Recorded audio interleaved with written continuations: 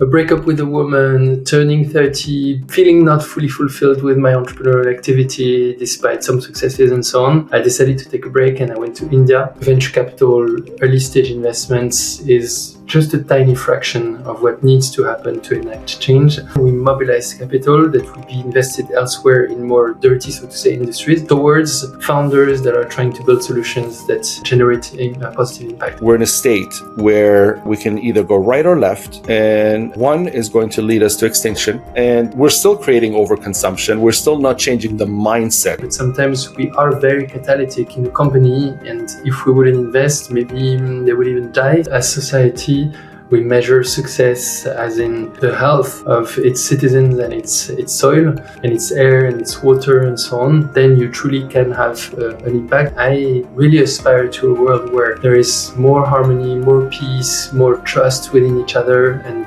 also not taking more than you need.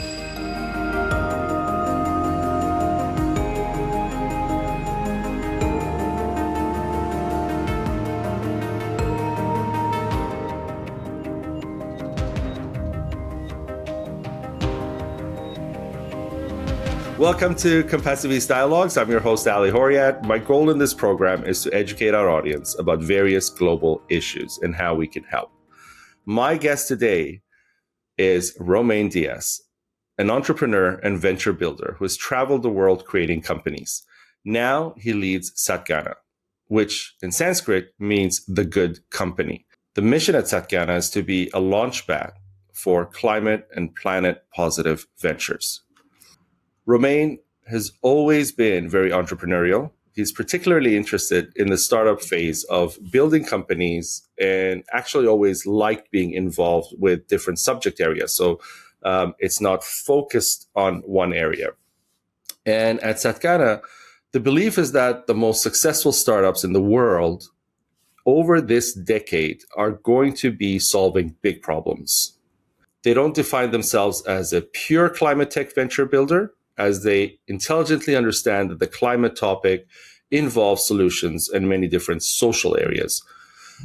For example, biodiversity, pollution, air, water systems. All of these truly require systems thinking approach as opposed to focusing on one angle or one element of it, which is one of the fortes at Satgana. And they're on a mission to use business as a force for good by investing in the next generation of entrepreneurs to build a harmonious world, a regenerative future, to overcome the defining issues of our time, obviously climate, ecological issues, which then trickle down to all the social problems that we are facing in one way or another.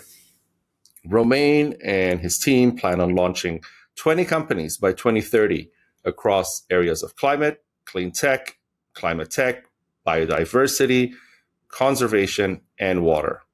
So, with all of that ambition, hello, Romain, and welcome to Compassiviste Dialogues. Thank you so much for having me, Ali. What a great introduction. Really appreciate it, and really delighted to be on your podcast. Thank you for having me. I will start with questions for Satgana, but before I do, I'm interested in the person. So let's get to know you, childhood, memorable experiences, getting into the entrepreneurial spirit, and then that shift that I'm starting to see a few people have, like myself, like yourself, from the course of, I want to make more money and more money, to the course of, how can my life be meaningful? Sounds good. So I'll go back in the past of where I originally come from. So you can, I guess, hear from my accent, I'm originally from France. That's where I grew up for the first 20 years of my life. Happy childhood, happy family, middle class. And I would say my childhood has been, happy and no major, I would say, trauma or anything like that. And maybe this is what enabled me to have psychological, physical, financial safety that gave me the willingness to then really explore the world and discover other things and go outside of my comfort zone when I was a young adult. So I went to business school, and very early on, I decided that I would want to really discover the world and try and understand other cultures and be exposed to what's happening beyond my little bubble in which I had grown up. And so I went to do internships as far as I possibly could, first in Australia, then in Mexico, and then I studied in China. And really tried to expose myself to very different cultures, languages, religions, etc.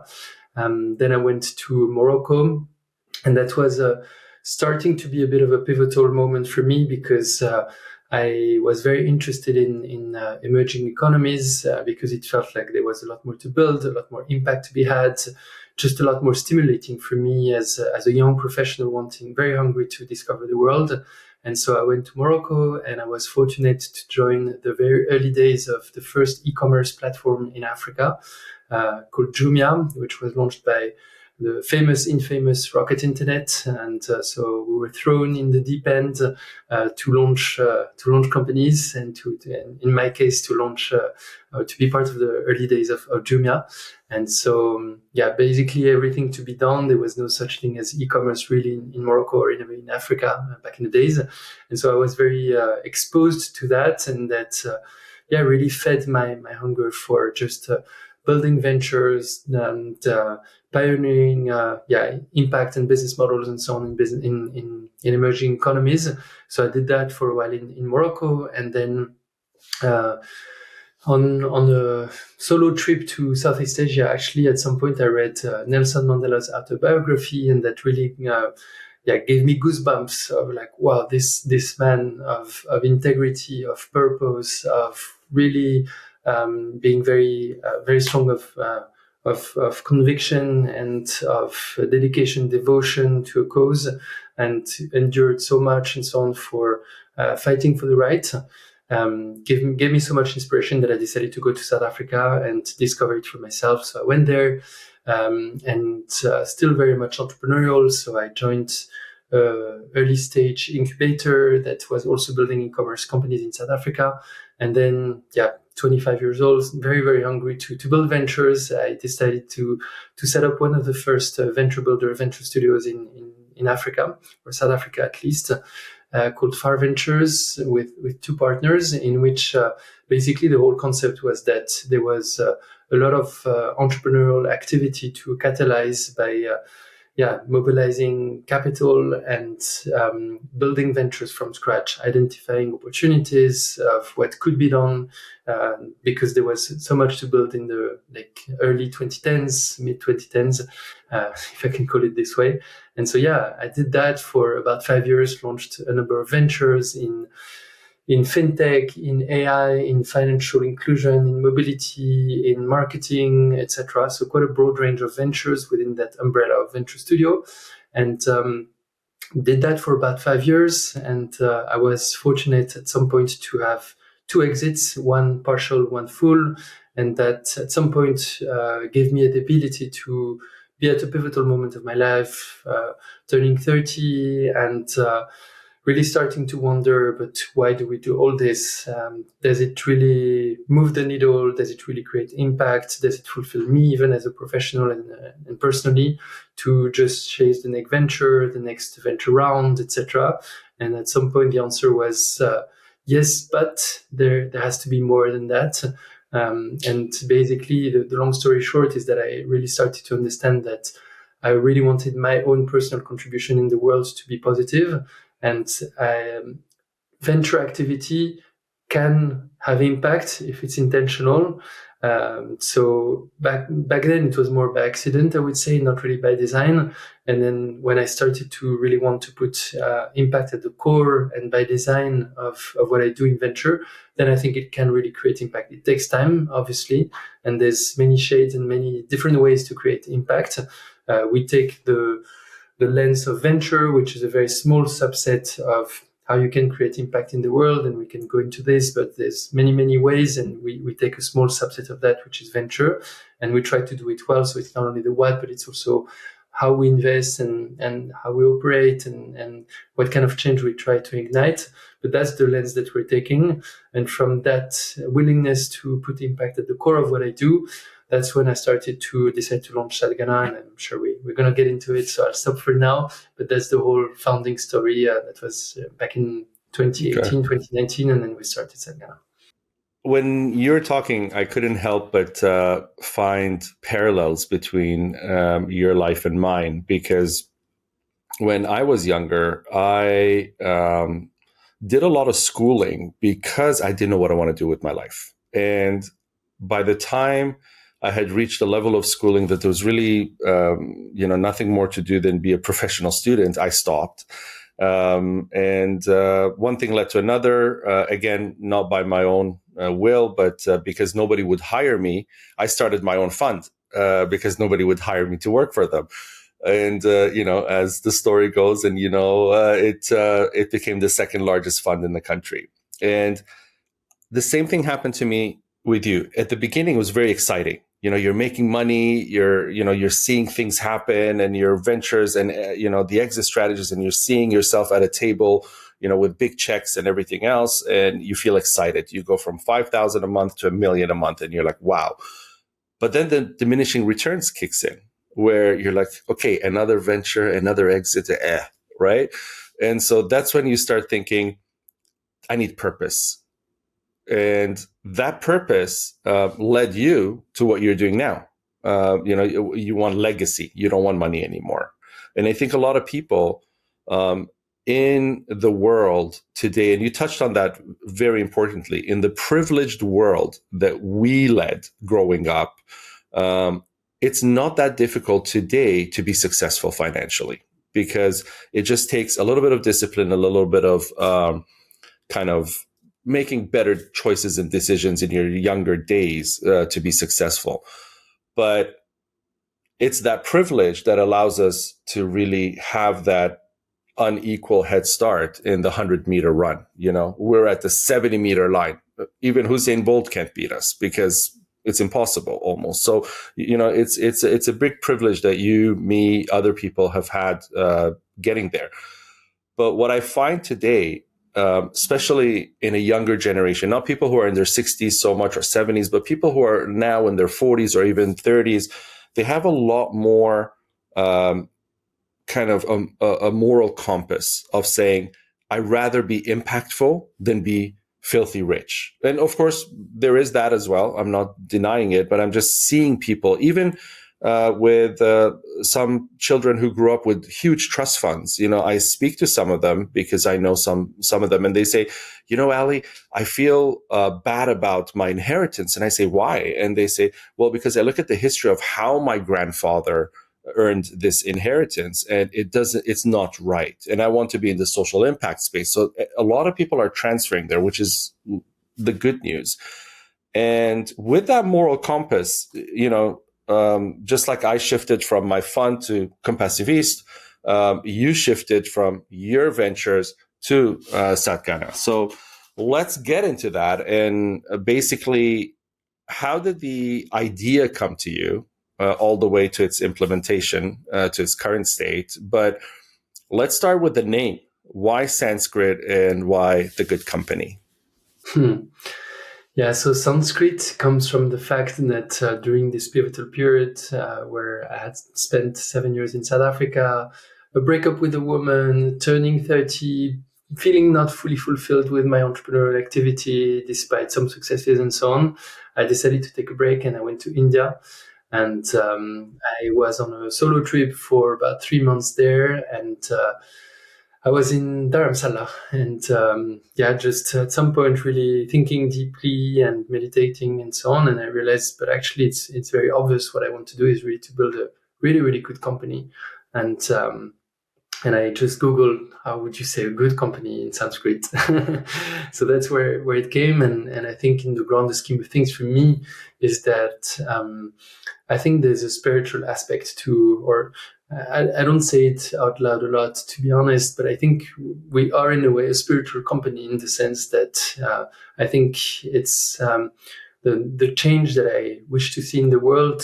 I think really at the end of the day needs to come from within. So of course we have a lot of frameworks and we have feet on the ground and we have, we play by certain rules, etc. But I think that the true real change comes from within.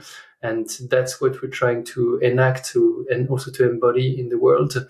And so it just felt right to then bring a name that comes from a country that has a lot of spirituality, and also have also a bit of a brand image that looks a bit different than your typical venture firm. And we have a lot of good feedbacks on the name, and to this day I still love it. Yes, it is true. And I appreciate that you incorporate that into your message, because often when you speak with people in your field, it's very business focused, and the spiritual aspect of it doesn't really shine. And I always tell people, you cannot have a conscious understanding of anything if you don't have a faithful understanding of it. Because not to say faithful in the sense of you have to be Catholic or Muslim or anything, but you have to have some deeper ruminative or meditative understanding of what you're doing for you to go out and do something about it. Because you can't just start doing without knowing what you're doing. And in the world of impact, the knowing what you're doing, the origin of the action and the movement starts from that spiritual place. Because just like yourself, you had that 3 months there. I had 3 months of homelessness in some parts of Europe and Asia, and whether it was in France or in Iraq and Turkey. I did that journey, and in that journey, just like you had in India, Compassiviste happened. And so it is spiritual as a movement. It's not built on the model of, I was at Walmart and this product is missing and this is a key entry point for me. I'm going to create a deck, pitch it, raise funds, and boom, we did well. That's a very different concept, and what you're talking about is very, very different as well. So I really appreciate that through the branding, you are bringing that forward as well, because people start realizing interacting with certain brands is an interaction of human consciousness before product interactions or any kind of other messaging that goes through that. So when I saw your website, I was applauding you silently for that. I was saying, that's really cool that you did that. I love that you did that.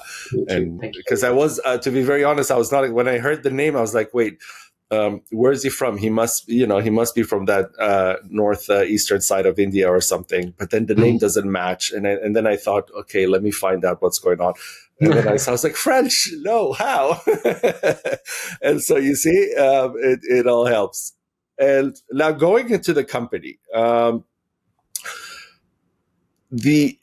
you have a systems thinking approach that you function through. So, and obviously, because you also mentioned, the change you want to see, it starts within. So there's this relationship between individual actions and systemic change for you.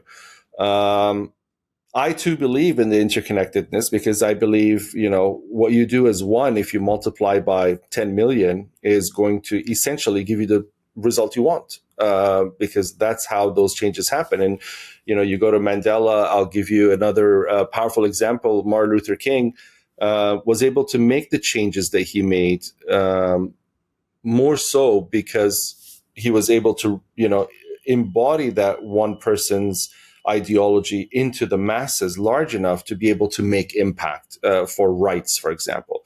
So here, when you're trying to impact the main issue of the day, which is climate that really affects everything else. How do you go about that? What is your philosophy in the sense of how individuals and the whole interact as one? So we try to be quite holistic in the way we look at things, meaning that we don't just look at carbon. You alluded to it at the beginning, that we look beyond just carbon. There is this famous analogy of carbon tunnel vision, where you only see CO2, and there's many other aspects of environmental sustainability, but also social change. and how you do things like ESG. It's a bit of a loaded term these days, but it's still, I believe, something really important to look at in many regards. And so we try to be holistic within our own little subset of what we do, which is venture capital investments.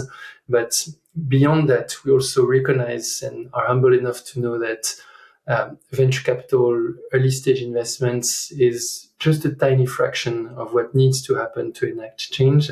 And part of it is governments doing their job a bit differently and prioritize different things. It's also big corporates, it's the way we analyze successful companies. It's also politicians, it's also us as voters, it's the way we consume, it's individual change.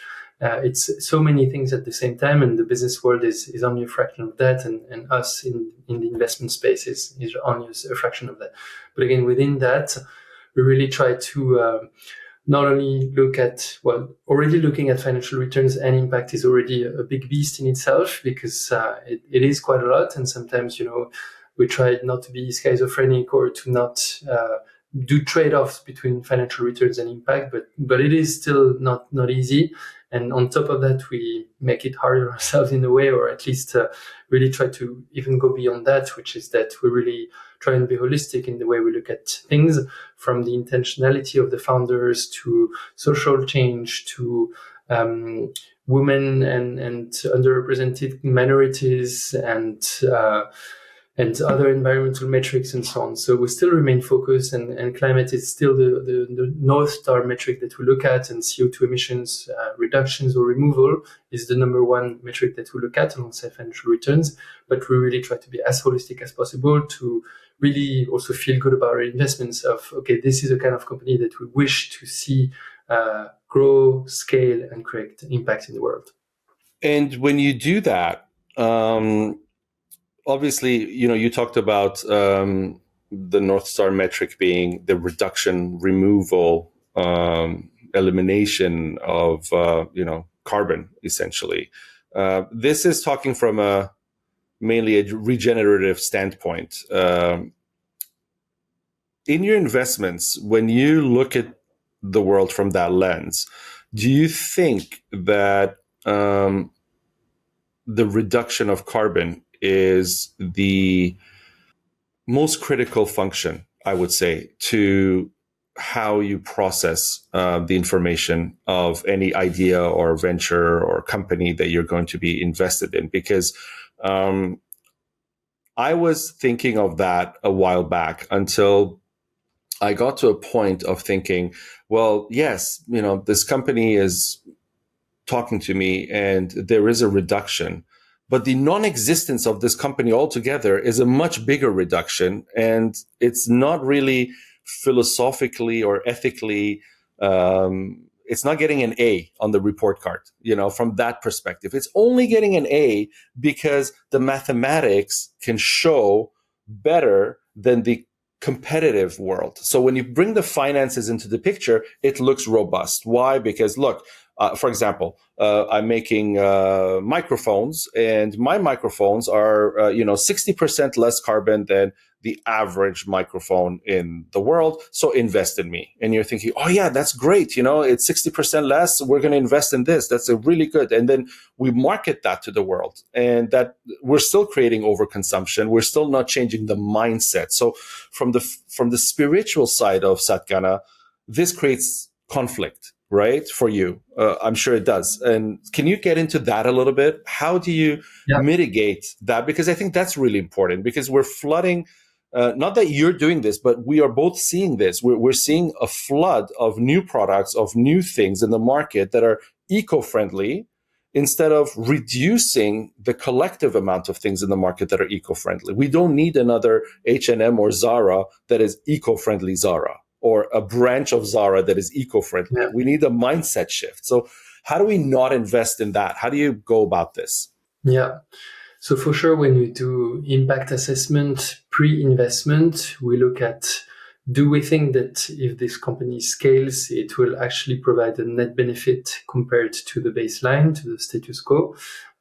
Easier said than done, but that's definitely the thinking when we invest in a company. So do a pre-investment impact assessment. but in general and more philosophically, we also know where we stand in the value chain of impact, if you will, in the sense that I think that we have a role to play, but I don't think venture capital alone, or even early stage investments, or even investments in the private sector alone will solve it all. You do need, to my previous point, individual, behavioral change and so many other things. But the way we see ourselves is fitting somewhere on the map. If I take a bit of a simplistic view of things, you would have on the one hand the very capitalist, only profit-driven approach to doing things. On the other hand, maybe you'll have people, organizations, new systems that are completely out of the capital system, and anything in between. And where we see ourselves is we're trying to pull the more capitalist and profit-driven world towards also bringing impact and measuring and monitoring and improving things beyond just financial bottom lines.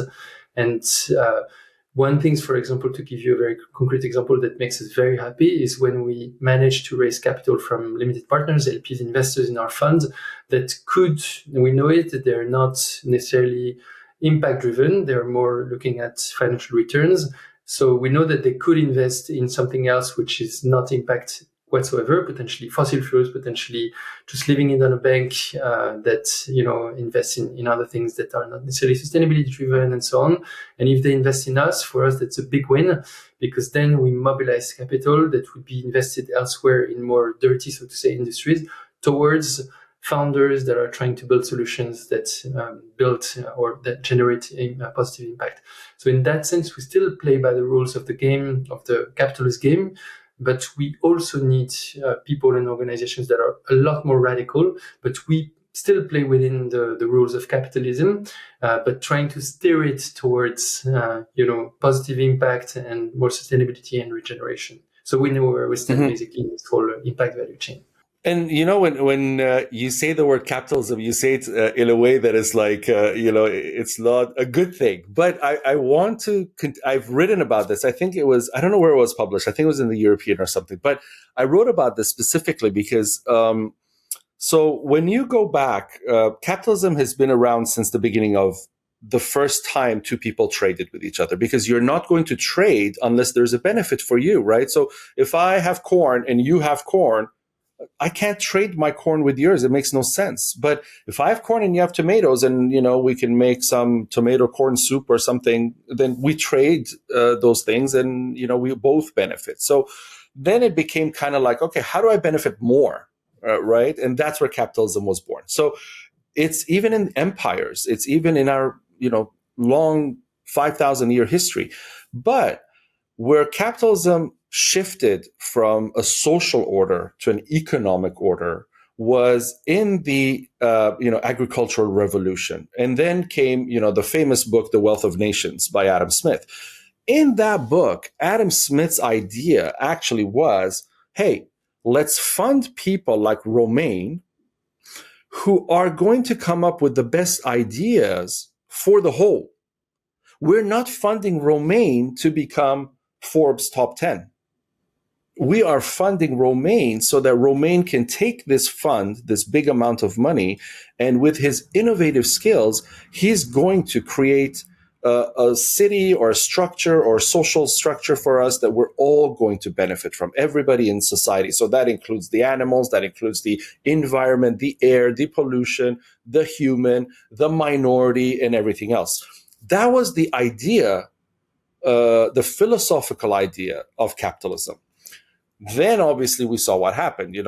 We went all the way to slavery to reduce this side of the equation, because what's cheaper than cheap labor? Free labor. How do we get free labor? Let's insane. It was, to me, it had nothing to do with culture. It had nothing to do with a white man seeing a black man and saying, oh, you look like a slave, because that couldn't have happened by itself. And we go back into history and we see that wasn't the case. There was a time, Africa was a very advanced space, and so it wasn't really cultural, it was economic. So in a sense, what you're trying to do is do the ethical, for the actual form of the philosophical capitalism, which was, in Adam Smith's words, to serve the whole.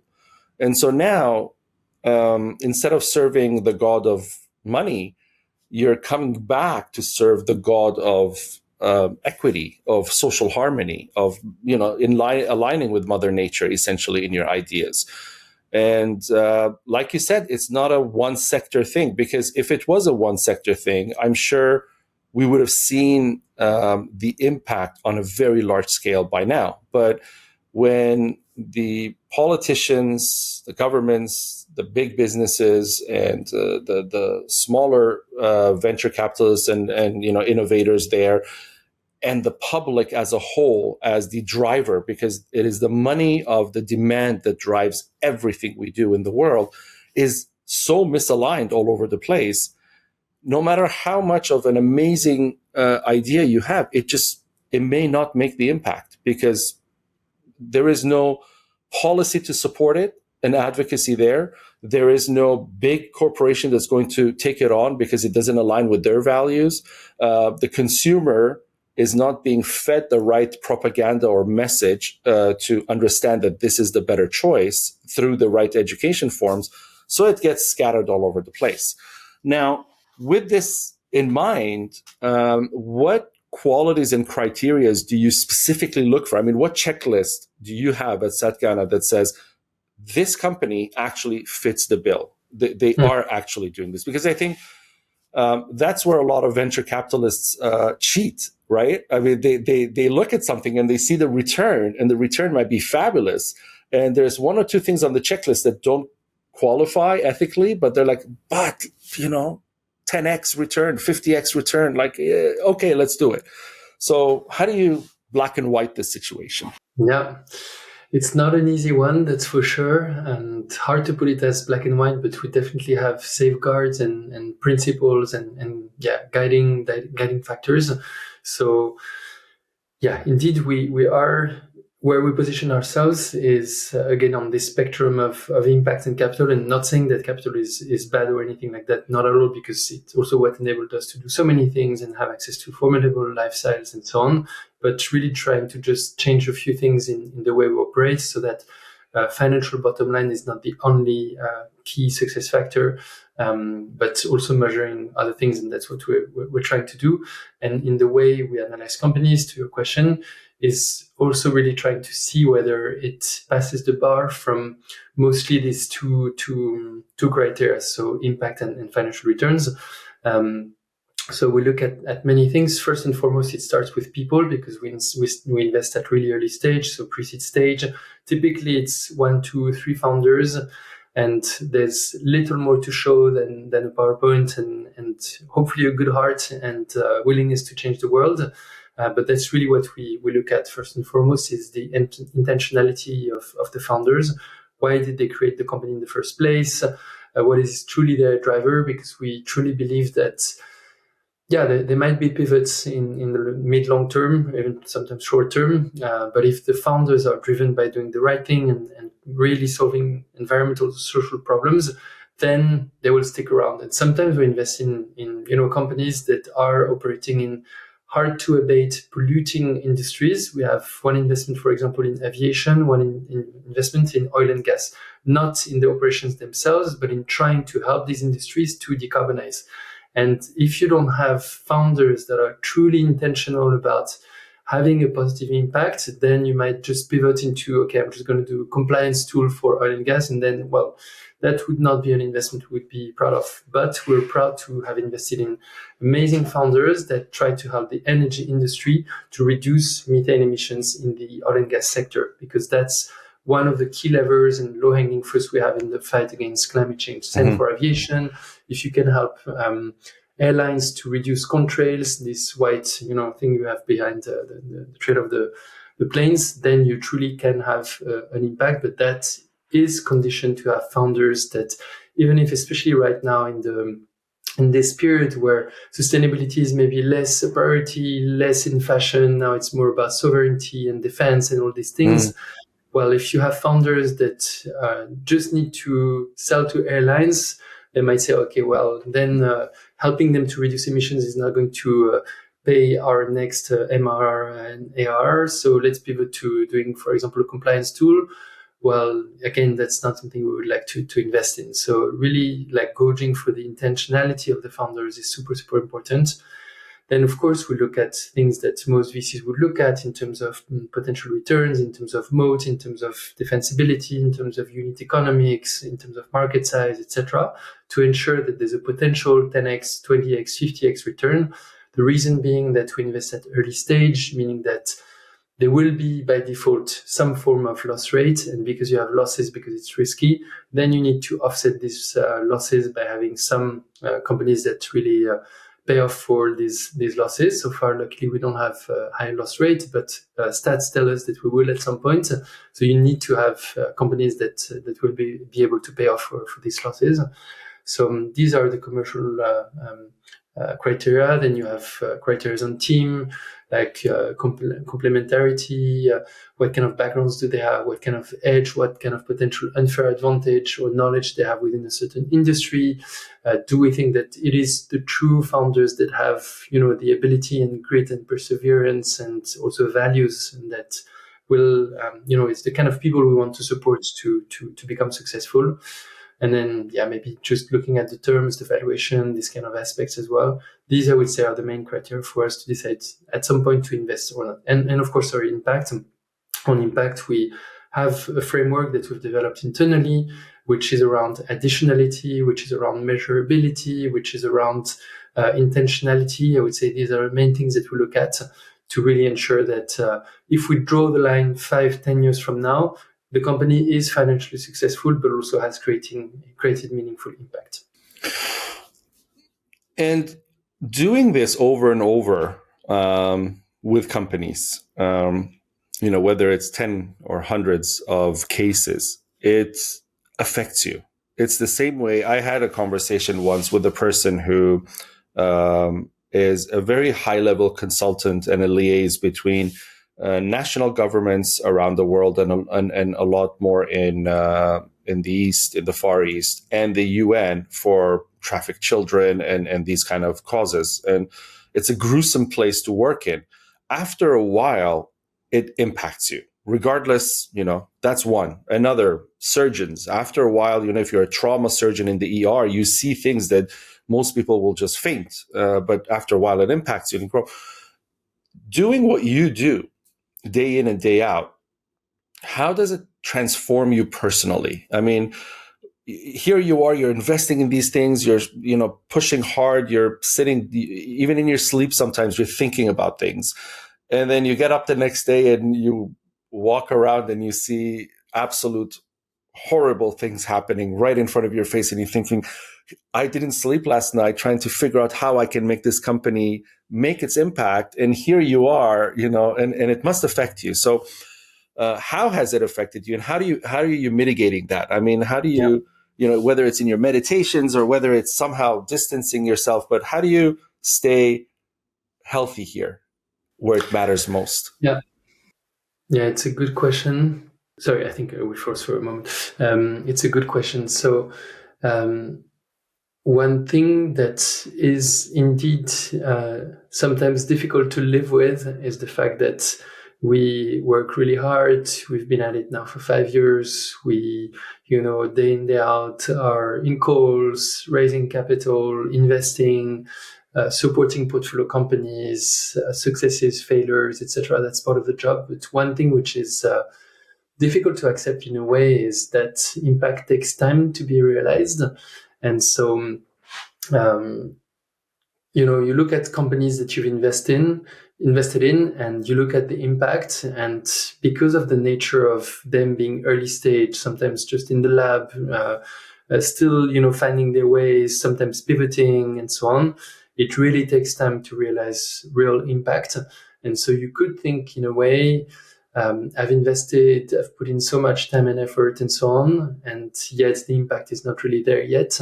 Maybe if you look at it from like a really holistic perspective, you could even say, well, actually it was negative impact because, we've used bandwidth, and we've could have spent our time elsewhere, and the company moves things and uses electricity and all these things, but Des is still in the lab. So in the meantime, it's null or slightly negative impact, and it's only potentially in 5, 10, 15, 20 years that there will be impact. And so that can be frustrating sometimes.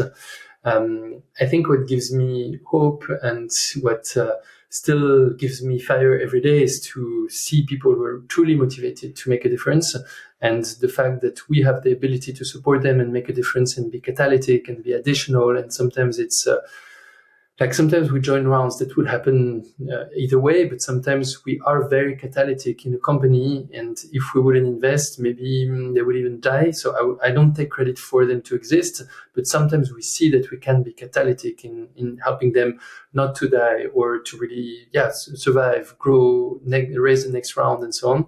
And then you think, okay, I need to make peace with the fact that it will maybe still takes 5, 10 years from now.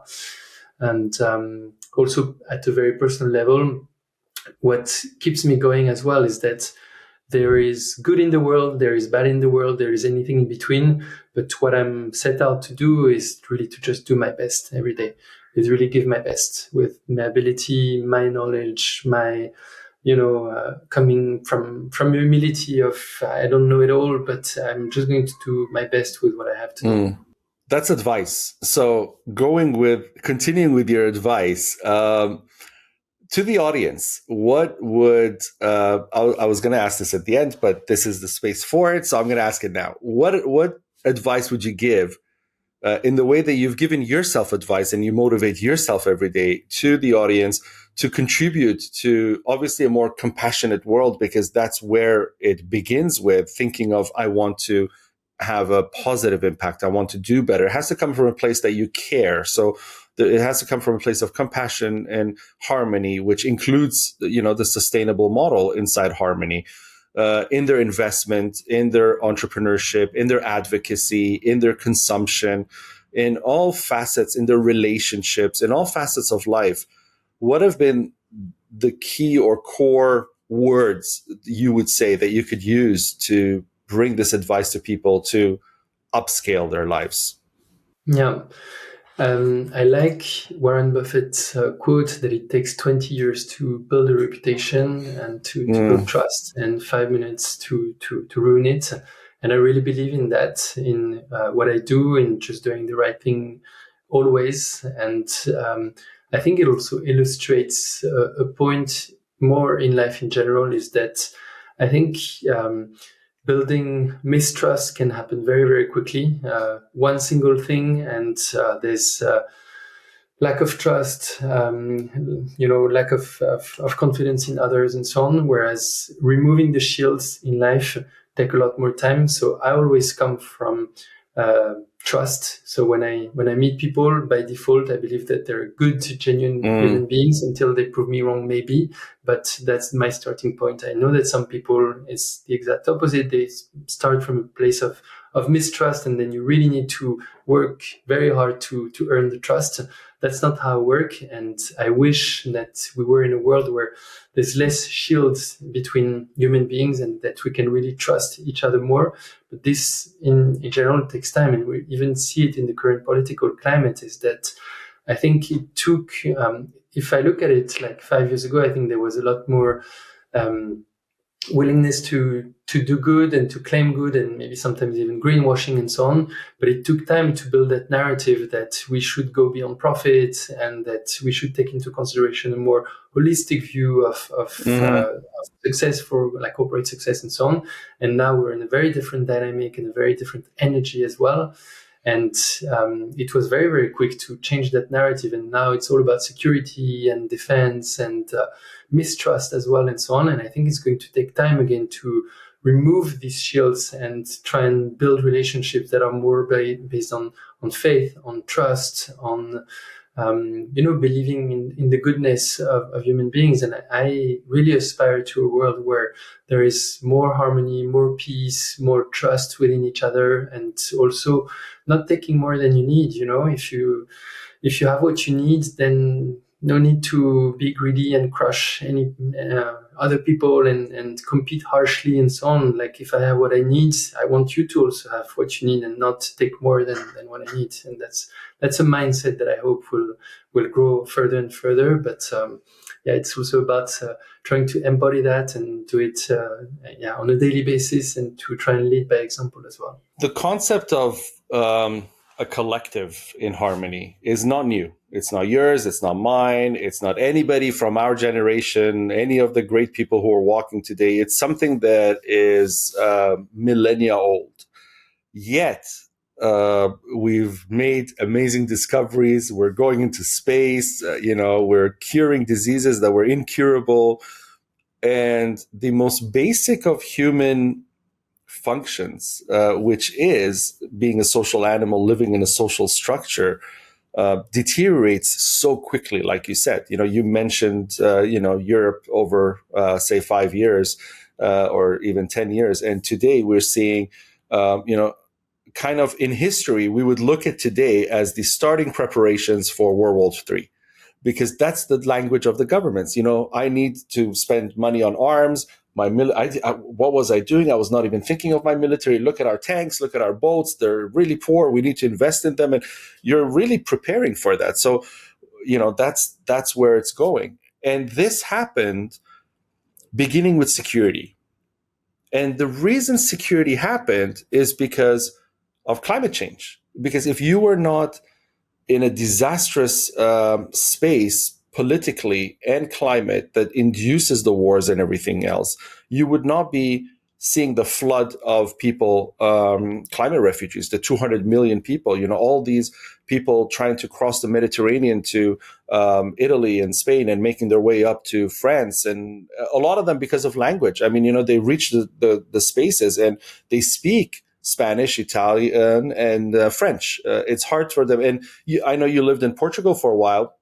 You don't see that much in Portugal because of a language barrier. They will quickly pivot to, the Spanish South. So in a sense, it's kind of like there's so much interconnectedness of the climate issue to everything that's happening in security, in sovereignty, in border controls, in the whole idea of an EU collapsing because it was too fantastical to think that we can have a country that starts in Lisbon and goes all the way up to Denmark. And now countries are starting to refute that. Countries are starting to say, no, we as Germany think blah, blah, blah, we as whatever. And so this is not happening politically because there's no precedence for the political warfare within countries right now or extremism in elections. It's happening because we're making the wrong mindset decisions. And so making the wrong mindset decisions really leads us to this problem of putting ourselves in a climate environmentally that allows political problems escalating to war. And like you said, losing everything in 1 minute, going by Warren Buffett. Do you think prior to looking at investments in corporations and those kind of things, that the best case scenario would be to, or not prior, parallel to this, would be to look into investments of how do we shift mindset? How do we bring that education to people? Because it's one thing for you to invest in a company that's, for example, let's just go crazy and say you're investing in a tech in the airline industry that's going to have a not net zero, an actual zero carbon emission plane ride from Paris to New York. Cannot get better than that. But if the person riding that plane is still going to live in absolute overconsumption, how much impact are you making fixing an industry that's only less than 1% of the global problem, right? It's an impossible thing to think about. So, where do we go there? Yeah, as you say, I think it's very much in parallel. Like it's not either or, it's both. Because people will still want to continue to travel as long as we can, and I mean, I think. And travel's not bad. Sorry, I don't want to stop your thought, but I want travel because I think the way that we understand. Look, you got to Satgana because you traveled. So the whole reason of who you became is embedded in your travel. So to now, not that you're doing this, but some people are saying, let's not travel. Let's sit at home. We can experience everything on the net. No, you can't. I don't believe in that. I want travel.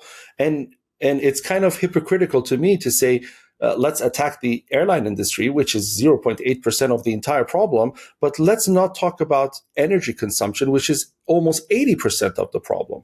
If you reduce energy consumption by 5%, you're covering waste and transportation in all its forms completely.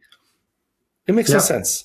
No, and I think to my previous point, I think it's really not either or, it's both. And it's about being a bit more sober in our energy use. It's about seeing to what extent every travel is needed. It's not traveling anymore. It's about being more conscious of the way we eat. It's a bit more conscious about the kind of electricity we plug into our home. It's about behavioral change. It's about waste. It's about who we vote for. It's about so many things. So to come back also to what we invest in as a fund, there needs to be behavioral change. To what extent there are opportunities in that space? Yes, there are, but it's maybe let's say that they're less plentiful than investing in B2B underlying technologies that can move the needle in like other industries. But there are some cases, we're actually looking at one currently, which is really around behavioral change. It's a bit more B2C than what we're usually doing. But there are some cases that can fit a venture case. But in many cases, it's not really the case, or at least there's many less opportunity than in more B2B spaces, for example. Yet, I still believe that both are needed, and that at an individual level, we need to also change the way we do things. And again, that it's really both that need to happen rather than either or. And are you investing in both? Are you investing in the education? We are looking at one potential investment now. We haven't done it yet.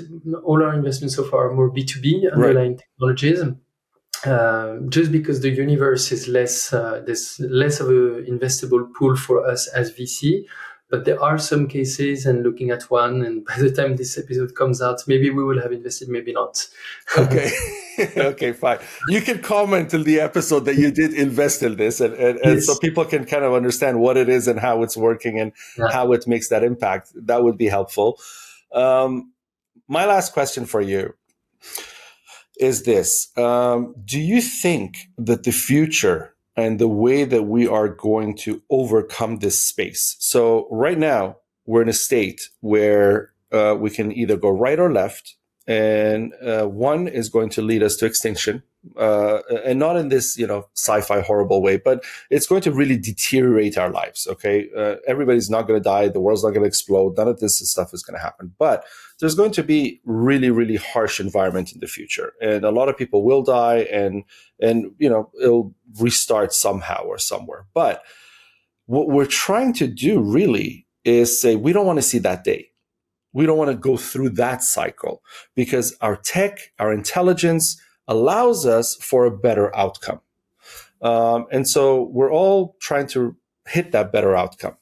Now, in the better outcome, do you think that the way forward is for more people to invest in funds so that these funds can in turn invest in the right technologies, so that the markets can be cleaner and thus we have a better future? So green banks opening up instead of investing in HSBC, for example, that's, investing in fossil fuels and projects and whatnot. Instead of doing all those things, we're changing things, whether it's at the bank level or whether it's at the actual technology level. Or do you think that instead of continuing that strand, there is also the other side that says, let's create social economies, wherein we are not so much asking people to invest in things that are self-sustained financially in the future. Because right now, Satgana has let's just say Satgana has $1 billion to invest. Okay, they're going to go and invest in a few companies, but they need a certain return on that billion to be able to continue this, right? I mean, money doesn't grow on trees for Satgana right now. But what if money did grow on trees? What if you had a pool large enough because your social culture and your social community was large enough? It wasn't 50 investors that you are pitching to or showing, returns to or satisfying that are saying, okay, we will increase our investment. What if your pool was 500 million people putting $1 each a month into your pool? That would really grow the capacity of the fund to be able to make serious impact, even at the political level, even at the social level, even at the educational level. You're not limited to choice. You're limited to how much do I throw at this to give it the momentum that it's impossible for it not to have change. And today with social media and the interconnectedness of humans, it is not difficult not that it's not difficult, but it is possible for a brand to come out and say, we're looking for everybody to come together, and here's a transparent model of what we can do together, and let's all pitch into this, because we all don't want to live through this. Right now in Europe, I speak with a lot of people from Denmark to literally the bottom of the Mediterranean, and 99% of these people I speak with are not looking for war. They're not looking for segregation. They're not looking for, inflation. They're not looking for any of those things. But they don't have anywhere to go. They're willing to invest their money.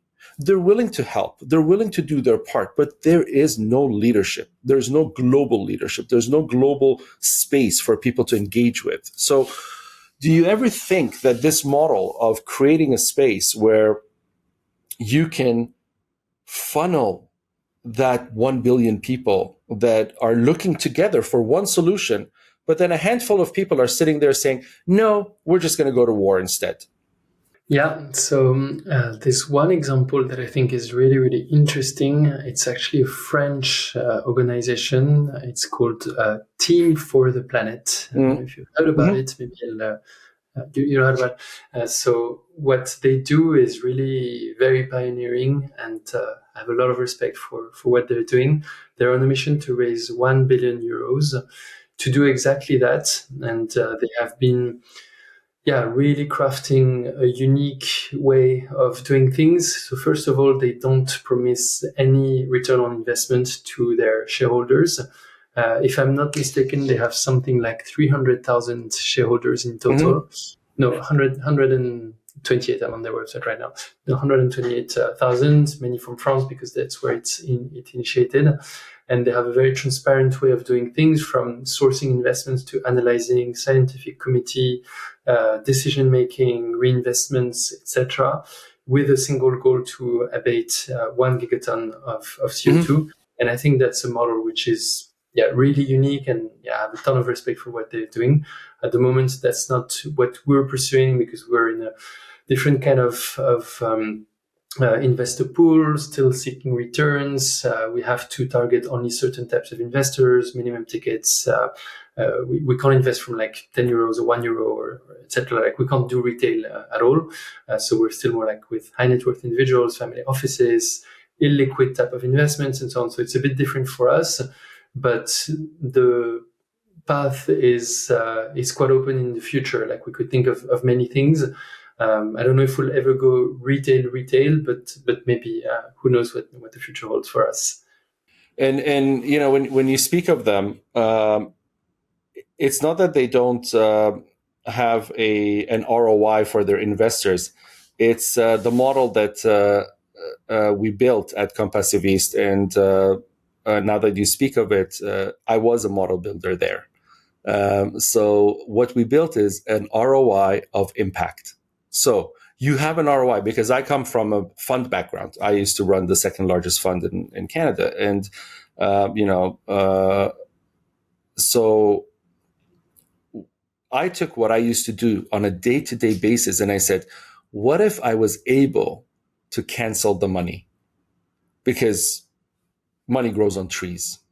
at this point, I gave the example. The first time I pitched this, I gave the example of, whether it's a true example or not doesn't matter. But it was in a film, and there was a very famous drug dealer who was cold. His daughter was cold, and supposedly he burned cash to keep her warm. Actual piles of money, millions of dollars, to create fire to keep his daughter warm because they were in the jungles. And at that point, the ROI for that father was the health of his daughter. There is no ROI of money that could have mitigated that situation. It didn't matter how much money was being burned. It didn't matter, right? So I took that model and I said, what if I tell you your daughter will be safe? Your daughter will breathe clean air. Your daughter, all these lovely things that you dream about, that we create communities that are boarded off and have gates and have security, and we have private schools and with police standing in front of them, and all those things can be mitigated, can be canceled. And your daughter can go back to, decades ago eras where they could just walk to school or something like that in safety. How much is that worth to you? And some people say, all my money. And then you say, okay, give me all your money. But I don't want all your money. I just want a portion that you can actually sustain your life and not worry about. Better than all your money. And we can make that happen. And so when you get 1 million people to respond to that model, they're no longer thinking of how much money am I going to make. They're thinking of, in 5 years' time, my child is not going to have asthmatic problems. My child is not going to have X, Y, and Z issues. My child is not going to be in a segregational model or whatever it may be. And so it starts winning people over. And I think most funds are going to start to veer over to a place where, because when push comes to shove, money is valueless, really. We come back to the origins of money, which is a leaf from a tree with some paint on it and some design. And that's all it is. It has no inherent value. And this is why we have the gold markets and we have other markets, because why do people rush to gold as soon as tragedy happens? Because subconsciously we realize this paper means nothing. But that block still has some intrinsic value to it, right? So we rush and we buy that block of gold. And so I think we are at that space in our history of humanity that we are starting to understand the value, the nil value of what we are aspiring to, like a deity, and shifting to the true value of what really matters is for us to be happy. And that becomes the ROI. And that was the pitch that started a lot of these models, and a few that I was involved with, in kind of the startup stage of it. And so, where do you see yourself involved in that? Is really my question. Personally, It doesn't have to be through Satgana, because Satgana has its own value systems and investors. And, people sometimes don't understand this because they see funds and movies and stuff. They don't see the way it really works.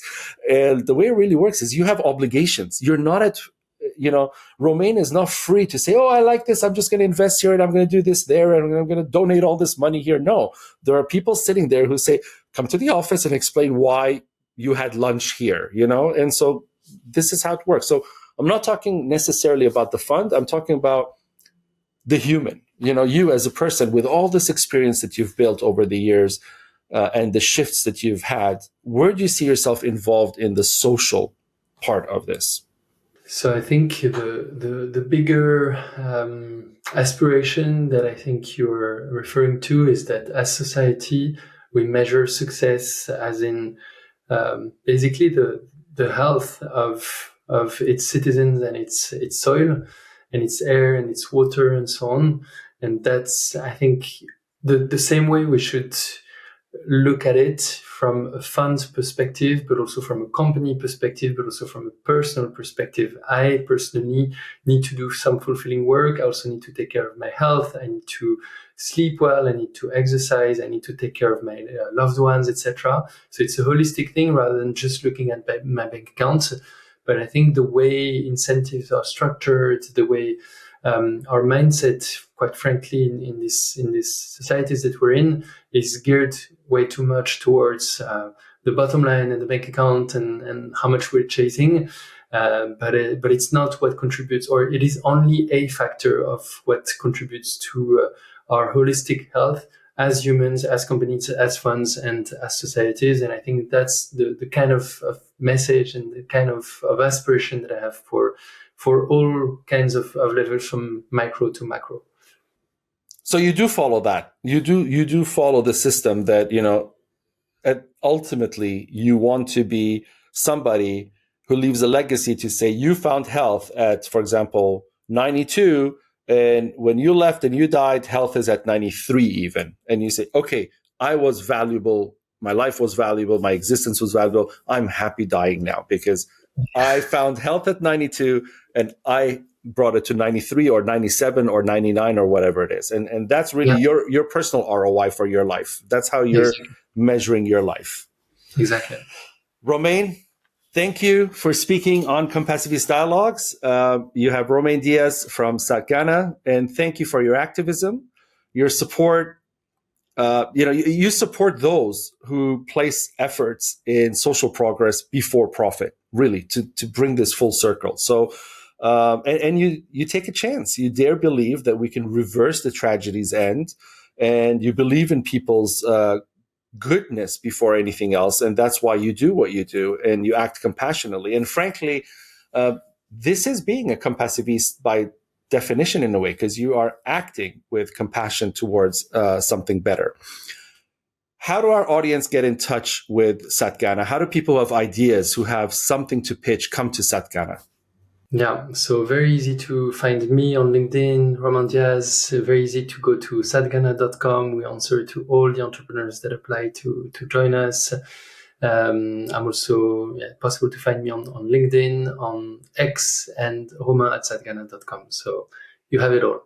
Okay, perfect. We're going to put all of that in the links. So everybody in the audience, or if you have friends family, anybody who has something they're talking about doing in making the world a better place, forward this episode, forward the website link, whatever it is, forward something to them so that they can be enabled, because there are people like Romain out there who are enablers. They are trying to allow these things to happen. So please reach out to them and subscribe to Compassiviste Dialogues channel so I can bring you more people like Romain and people who are actually making impact in this world, so that we can support them and we can also invest in them. And again, if you're looking for a place to put your money and to invest, also reach out to Romain, because on the one hand, they are investing in companies, they're investing in ideas and stuff. But on the other hand, if you come to Romain and you say, Romain, I won the lottery, or I inherited 50 million euros, I'm thinking of investing in this way, maybe you never know. It may be the beginning of something that can really be supportive and really be forward thinking between the two of you.